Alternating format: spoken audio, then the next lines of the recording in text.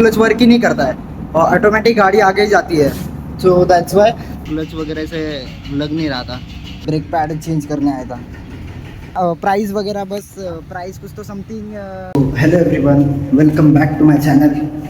और actually scene क्या हुआ है, NS200 जो है ना मेरे पास, उसका ना मतलब sixth gear, fourth fifth six gear पे मतलब चढ़ जाती है और उतरने के टाइम है ना, मतलब अगर सिक्स्थ पे फिफ्थ पे लाने के लिए, फोर्थ पे लाने के लिए तो वो हो ही नहीं पा रहा है। तो मैं आपको दिखाता हूँ वही।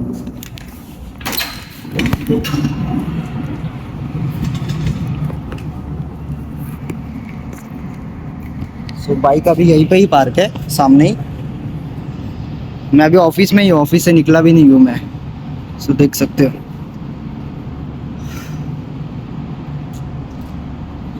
सो बाइक भी यहीं पर ही है। बहुत मेजर सा मतलब गियर ऐसा डाउन शिफ्ट ही नहीं हो पा रहा है, उसकी वजह से क्या चीज़ है पता नहीं।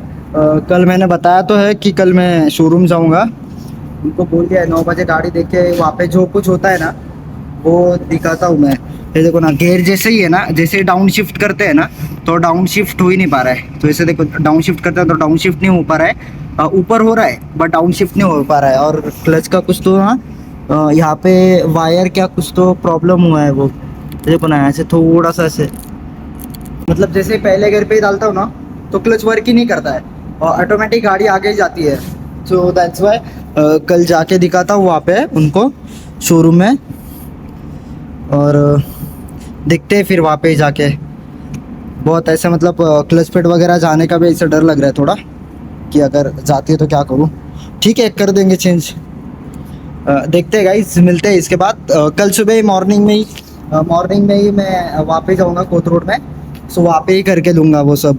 तो मैं वो ब्लॉग पूरा आ जाएगा, वो ब्लॉग सारा दिखा के मैं देखता हूँ कि कैसा क्या होता है। और फिर वो आपको मतलब जो कॉस्ट वगैरह है उसका वो भी मैं बता दूंगा आपको। हेलो एवरीवन, और मैं निकल रहा हूँ अभी शोरूम के लिए। और first of all good morning to everyone. और वहाँ पे ही जाके मैं अभी मोटर लॉगिंग पे शिफ्ट नहीं हूँगा क्योंकि ऑफिस भी जाना है मुझे। तो ये वाला नॉर्मल जो हेलमेट है ना वही लेके जाऊँगा, मोटर लॉगिंग वाला नहीं, क्योंकि इसकी पिन भी है ना वो यहाँ से लूज़ हो चुकी है। तो ये भी चेंज करना है मुझे। और ये वाला लेके जाता हूँ अभी, स्टड्स वाला एक्सॉर का रहने देता हूँ। देन फिर वहाँ पे जाके ही जो सर्विसिंग कॉस्ट वगैरह आती है ना वो सारी मैं आपको दिखा दूँगा फिर।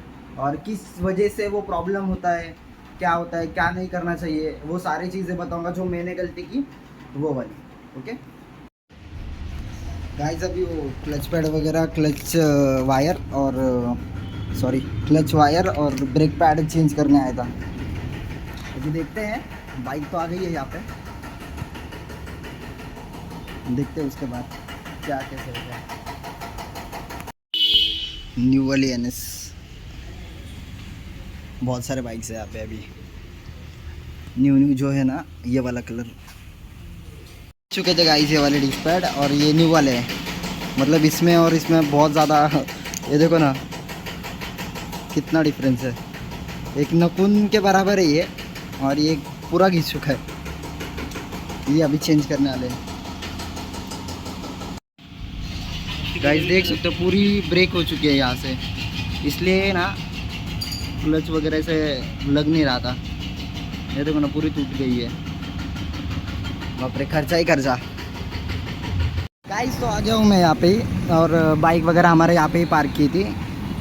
तो बस कुछ नहीं ज़्यादा, बस ये वायर जो है क्लच वायर वो चेंज की है, और गियर वगैरह अभी प्रॉपर शिफ्ट तो हो रहा है। अभी इतना कुछ नहीं, 90 जैसे ही पूरी बाइक लग रही है अभी बस चलाने में, बाकी कुछ नहीं। बाकी जितना था प्राइस वगैरह, बस प्राइस कुछ तो समथिंग 750 समथिंग उसका प्राइस हुआ है। क्या क्या चेंज किया, सबसे पहले यहाँ के पीछे के ब्रेक पैड्स नहीं हुए, ये वाले ब्रेक पैड्स नहीं हुए, और बस क्लच वायर, बस वो दोनों ही, इतना ही चीज़ें मतलब करी है बाइक में, बस और कुछ नहीं ज़्यादा। तो मैं यहीं पे ही ख़त्म कर देता हूँ ब्लॉग, ज़्यादा कुछ था नहीं ये ब्लॉग में बस। और हाँ, क्लच मेरा इस वजह से गया है क्योंकि जब मैं मतलब ऐसे मतलब एंगेज रहता था क्लच ज़्यादा ना, ऐसे मतलब उंगली वगैरह रहती है ना तो उस वजह से भी टूटता है बोले। और जैसे हाई रेव करते हैं, जैसे ही चेंज करते हैं ना तो फटाक से ऐसे छोड़ते हैं ना, तो वो टाइम पे ही ज़्यादा क्लच वायर टूटने के चांसेस है। तो वही उन्होंने बताया बस कि उस तरीके से मतलब क्लच वायर वगैरह जाती है।